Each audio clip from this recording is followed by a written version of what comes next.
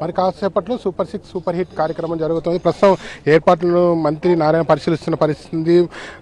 మొత్తం ఈ సభ సంబంధించి ఏర్పాట్లు ఎలా ఉన్నాయో తెలుసుకునే ప్రయత్నంతో చెప్పండి సార్. వేదిక పైన ఎంతమంది ఆశలు కానున్నారు? మామూలుగా స్పీచ్ ఎవరు?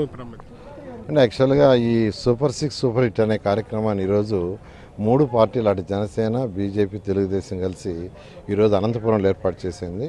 దాదాపు 5 లక్షల పైగా యాక్చువల్గా ఈ సభకు వస్తారని ఎక్స్పెక్ట్ చేస్తున్నాం. నేను కూడా అనేక గ్రామాలు తిరిగాను. ఎక్కడ చూసినా వాళ్ళ ఆనందానికి హద్దులు లేవు యాక్చువల్గా.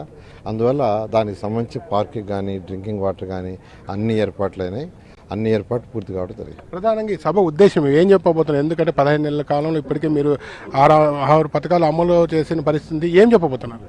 కిందపండి ఎలక్షన్స్కి ముందు 3 పార్టీలు కలిసి కూటమిగా ఏర్పడి ప్రభుత్వం ఏర్పాటు జరిగిందండి.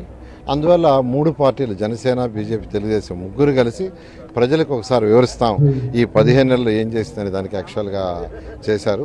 అందుకని ఈరోజు ఈ బహిరంగ సభలో ఈ 15 నెలల్లో ఏదైతే సూపర్ 6 కార్యక్రమాలు పూర్తి చేశామో 3 పార్టీలు యాక్చువల్గా ఈరోజు కలిసి ప్రజలకు వివరించడం జరుగుతుంది. ప్రధానంగా మెడికల్ కాలేజీకి సంబంధించి వైసీపీ తీవ్రస్థాయిలో ఆరోపణలు చేస్తుంది. కోట్లాది రూపాయల విలువైన భూములను కట్టబెట్టడానికి ప్రభుత్వం పన్నాగాలు పన్నుతుందని చెప్పి ఆరోపిస్తున్న పరిస్థితి ఎట్లుంది? వాళ్ళకి అసలు డెవలప్మెంట్ చేయటం అంటే తెలిస్తే కదండి. ప్రజలకు సంక్షేమం చేయాలా, డెవలప్మెంట్ చేయాలా. డెవలప్మెంట్ చేయాలంటే ఇన్ఫ్రాస్ట్రక్చర్ కొన్ని డైరెక్ట్గా ప్రభుత్వం చేయాలా, కొన్ని పీపీ మోడల్ చేయాలా. ఎందుకంటే ఆ రోజు వాజ్పేయి గారు ఉన్నప్పుడు ప్రైమ్ మినిస్టర్గా Nellore to Chennai road first road, ఇండియాలో ఫస్ట్ రోడ్డు వచ్చింది పీపీపీ మోడల్లో నెల్లూరు టు చెన్నై. అది ఆ రోజు మా ముఖ్యమంత్రి నారా చంద్రబాబు నాయుడు గారు కేంద్ర ప్రభుత్వానికి చెప్పడం, దాన్ని యాక్సెప్ట్ చేయటం. అది జరిగిన తర్వాత ఈరోజు భారతదేశంలో ఉన్న ఈ రోడ్లన్నీ వచ్చినాయి. అలా మా ముఖ్యమంత్రి గారు వారి యొక్క విజన్తో ఈరోజు ముందుకు పోతారు. ఆ విజన్తోనే ఈరోజు యాక్చువల్గా ఇన్ఫ్రాస్ట్రక్చర్లో కూడా పోతున్నారు.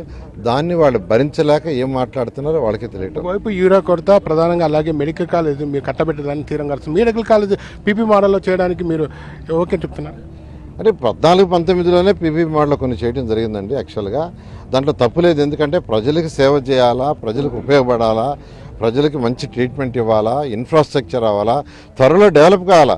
గత ప్రభుత్వం ఇచ్చింది ఏది పూర్తి చేయాలా, అన్నీ ఆడ పడేసిపోయింది, ఒక్క పైసా ఇవ్వాలా. ఆ కేంద్ర ప్రభుత్వం ఇచ్చిన 4 రూపాయలు కూడా వాళ్ళు ఏంటంటే డైవర్ట్ చేశారు. ఇలాంటి గత 5 సంవత్సరాలు పూర్తి చేసినచ్చు కదా. వాళ్ళు చేయలేక ఆపేసిపోయినా ఈ ప్రభుత్వం వచ్చి ఇప్పుడు చేస్తుంది. ప్రధానంగా చెప్పండి, ఏదైతే ఉందో అసెంబ్లీకి ఏదో ప్రతిపక్ష హోదా ఇస్తే అసెంబ్లీకి వస్తామని చెప్పడాన్ని ఎలా చూస్తారు? ఎందుకంటే మాకు ప్రతిపక్ష హోదా ఇస్తేనే ఇప్పుడు ఏదైతే రోడ్డు పైన సమస్యలు మేము నిలదీస్తున్నామో అది అసెంబ్లీకి వచ్చి చర్చిస్తామంటున్నాం. అసలు ప్రజలు ఇవ్వాలి ప్రతిపక్ష హోదా, ఏం కాదు, ప్రజలు ఇవ్వాలా. వాళ్ళకి ప్రతిపక్ష హోదా ఇవ్వాలా. ఎందుకంటే వాళ్ళు చేసిన అరాచకానికి వాటికి ఇవ్వలేదు. అందువల్ల అసలు అడగటమే వాళ్ళు తప్పు. ఓకే, ఏదైతే ఉందో ప్రతిపక్ష హోదా అడగటమే తప్పు అని చెప్పి నారాయణ చెప్తున్న పరిస్థితి.